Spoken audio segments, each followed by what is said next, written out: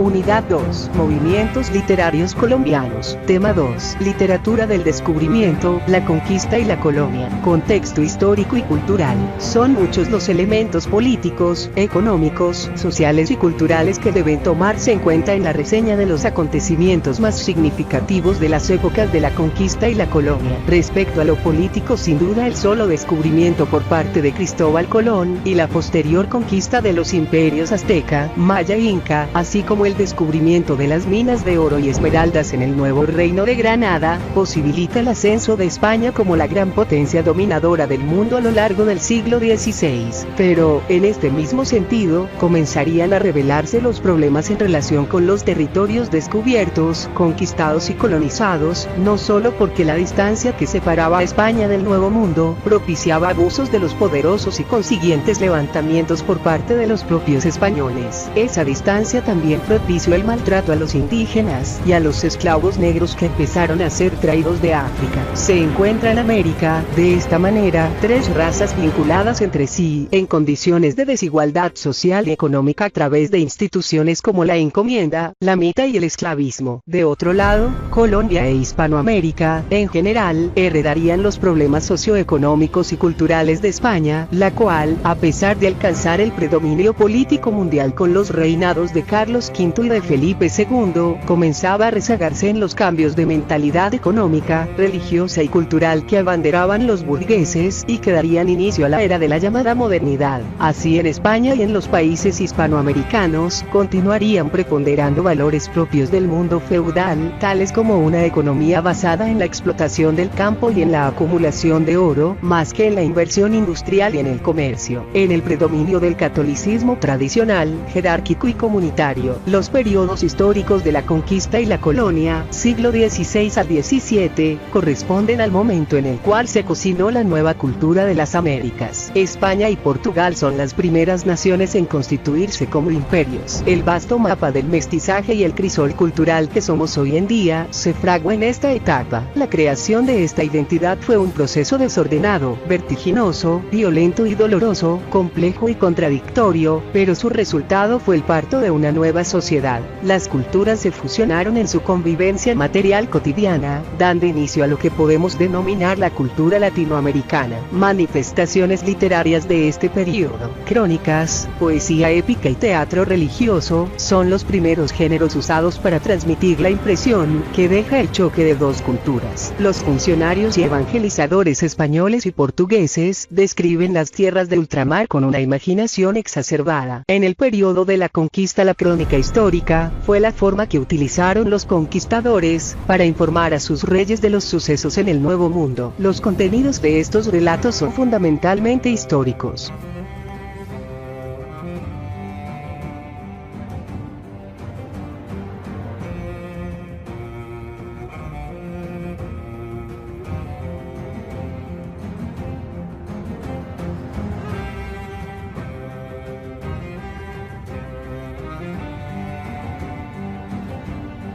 Es decir, los textos escritos por los primeros cronistas que venían de España, así como algunas de las crónicas de los escritores nacidos en América, actualmente son valorados por su contenido histórico, pero en muy pocas ocasiones son valorados desde criterios literarios o estéticos. Todos los tópicos de las crónicas giraron alrededor de un tema central: las Indias Occidentales. Sin embargo, algunos cronistas dieron especial importancia a temas como el paisaje desconocido para la mentalidad europea, las costumbres del indígena, las hazañas de los conquistadores, los mitos que surgieron de las ideas que traían los conquistadores sobre el Nuevo Mundo. Para cada uno de estos temas, la visión particular de los cronistas produjo diferentes versiones de un mismo hecho. Tipos de cronistas. Primera etapa. Los cronistas describen espontáneamente sus experiencias en el Nuevo Mundo. En algunas ocasiones, la espontaneidad fue reemplazada por citas eruditas sobre la antigüedad clásica. Segunda etapa. etapa, aparece la figura del historiador eclesiástico, quien además de informar a su respectiva orden, asume una posición crítica frente al comportamiento de los conquistadores con las culturas precolombinas. Tercera etapa, cronistas indios y mestizos comienzan a escribir las crónicas con un mayor conocimiento de la cultura, hábitos, de los pueblos. En este grupo se pueden considerar, igualmente, las historias generales sobre las Indias, en las que se pretende dar una visión global de las Indias occidentales. La literatura de esta época estuvo influenciada por el barroco, como arte subjetivo que fue, se preocupó por la originalidad. En sus escritos se observan contrastes de luz y sombra, proliferación del hiperbatón, elipsis, léxico abundante, y pleno de arcaísmos o personalísimas creaciones lingüísticas. Además de la crónica y la poesía barroca, se cultivaron otros géneros como las cartas, los diarios de viajes y los poemas épicos. El barroco es un movimiento literario surgido en España a comienzos del siglo XVII, que se destaca por la apropiación de parte de sus autores, de un estilo preciosista en donde predominan imágenes literarias osadas, inteligentes y muy sensuales. Leer un poema barroco requiere de una gran atención, porque además de las características formales mencionadas, en ellos será frecuente el uso de palabras poco usuales, el desorden sintáctico de las oraciones, hiperbatón, la alusión a los mitos griegos y latinos y, ¿por qué no?, buena parte de sus temas eran de contenido religioso.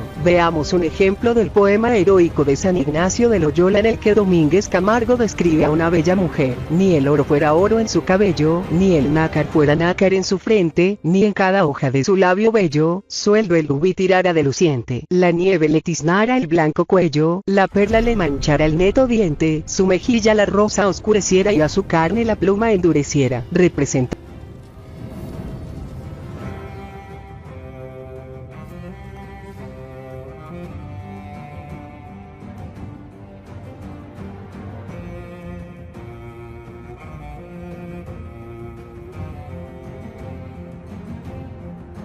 representantes y obras de este periodo. Los primeros cronistas de América vinieron de España. La mayoría de ellos fueron descubridores, explotadores y conquistadores que escribieron sobre sus experiencias particulares. Casi ninguno fue escritor de oficio. Algunos de los encargados de informar sobre lo que ocurrió durante este periodo fueron, sin embargo, personas con formación académica. Gonzalo Jiménez de Quesada fue el autor de uno de los primeros textos escritos en Santa Fe de Bogotá, el Antijobio. El libro, publicado 4 siglos más tarde, surgió porque Paulo Jovio, uno de los grandes humanistas de Italia, escribió una crónica en la que, con mentiras, habló de la conducta de los soldados españoles en las guerras de Italia. Indignado, Gonzalo Jiménez de Quesada escribió su Antijobio con la intención de defender al emperador y rey de España, Juan de Castellanos, quizás el más prolífico de estos escritores, quien en su obra Elegías de varones ilustres, compuesta por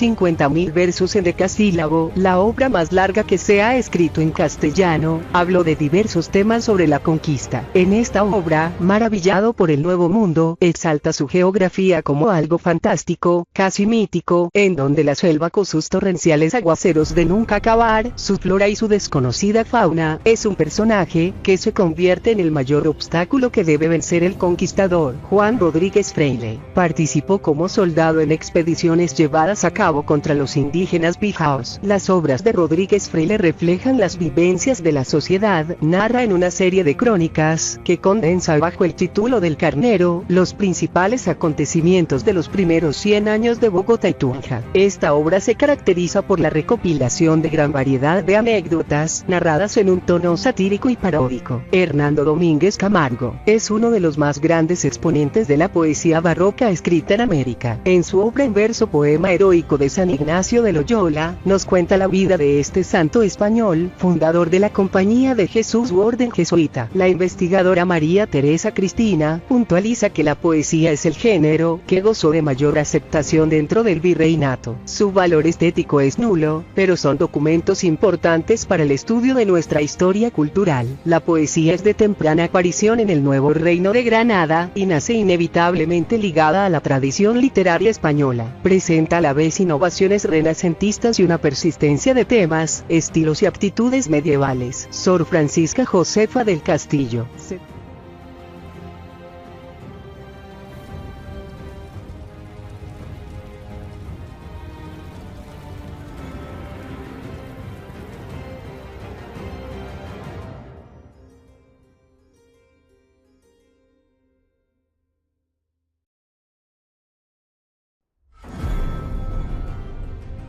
Sor Francisca Josefa del Castillo, se dedicó a la vida eclesiástica. En su obra se reflejan los ideales individuales de la institución religiosa. Esta escritora, en su obra Afectos Espirituales y Vida, en una muestra poética y autobiográfica, nos da a conocer la vida doméstica del convento tunjano de las Clarisas, y a la vez sus propias inquietudes en relación con Dios, lo humano y lo espiritual. Lucas Fernández de Piedrahita escribió la historia general de las conquistas del Nuevo Reino de Granada. En ella narra sucesos relativos a los indígenas y a los conquistadores. Fernández de Piedrahita era bisnieto de una princesa inca. Estudió en el Colegio de San Bartolomé, en Bogotá, y se doctoró en teología, en Europa. Referencias bibliográficas.